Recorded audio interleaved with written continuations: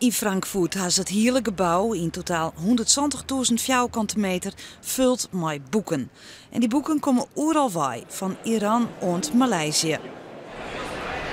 Zo, dan moet je er fort eventjes op inzoomen, denk ik.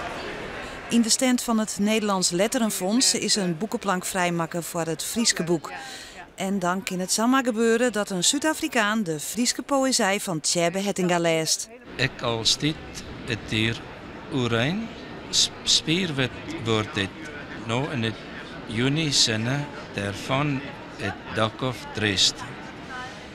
Dat is toch een beetje bekend en toch vreemd, ne? Friesland, daar worden net een paar Frieske boeken verkocht.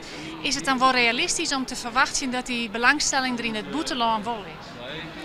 Nou ja, in Friesland heeft men natuurlijk 600.000 inwoners. Hoeveel mensen lezen daarvan wel eens een Fries boek? Dat binnen maar een paar.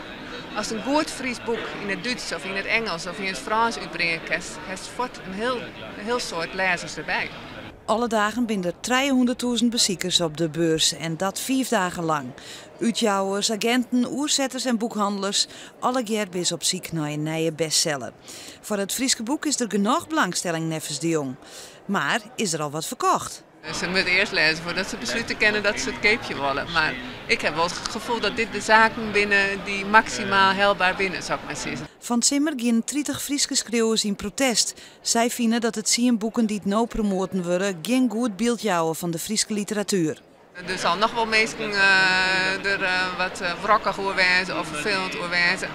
Nou ja, hartstikke jammer. En ik hoop dat die mensen uitzoeken dat dit echt voor iedereen een hele goede zaak is. Is het voor u een optie om dit in vertaling uit te brengen in Zuid-Afrika?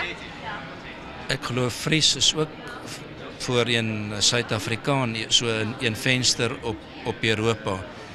Afrikaans is net zoals Fries een minderheidstaal in Zuid-Afrika zoals in Nederland. En ik geloof wel dat de minderheidstalen ook gehoord moet worden.